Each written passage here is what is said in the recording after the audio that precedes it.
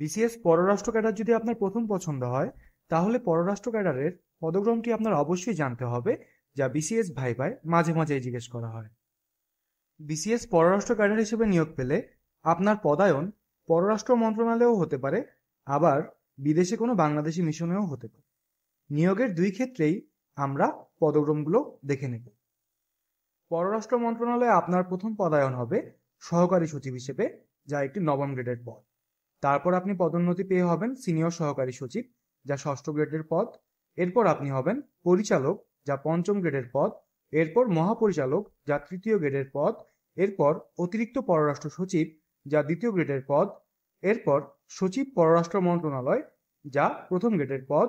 এবং সর্বশেষ পররাষ্ট্র সচিব হিসেবে আপনার পদোন্নতি হতে পারে, যা একটি স্পেশাল গ্রেডের পদ। বিদেশে কোনো বাংলাদেশি মিশনে আপনার পদায়ন হলে আপনার প্রথম পদ হবে তৃতীয় সচিব, যা একটি নবম গ্রেডের পদ। এরপরের পদোন্নতি পেয়ে আপনি হবেন দ্বিতীয় সচিব, যা একটি ষষ্ঠ গ্রেডের পদ। এরপর পদোন্নতি পেলে আপনি হবেন প্রথম সচিব অথবা কনসাল, যা পঞ্চম গ্রেডের পদ। এর পরের পদোন্নতি আপনাকে বানাবে কনসাল জেনারেল অথবা মিনিস্টার অথবা অ্যাম্বাসেডর ক্যাটাগরি সি অথবা অ্যাসিস্ট্যান্ট হাই কমিশনার, যা তৃতীয় গ্রেডের পদ। এরপর আপনি হবেন কনসাল জেনারেল অথবা ডেপুটি হাই কমিশনার অথবা অ্যাম্বাসেডর ক্যাটাগরি বি, যা দ্বিতীয় গ্রেডের পদ।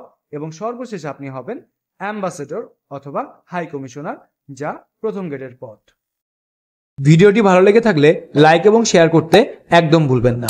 সবার আগে যদি আমাদের ভিডিও দেখতে চান, তাহলে বিসিএস এক্সপ্রেস পেজের ফলো অপশনে গিয়ে পেজটিকে ফেভারিটস এবং আমাদের ইউটিউব চ্যানেলটিকে সাবস্ক্রাইব করে বেল আইকনটি চাপ দিয়ে রাখুন। সবাইকে ধন্যবাদ। দেখা হবে আগামী ভিডিওতে।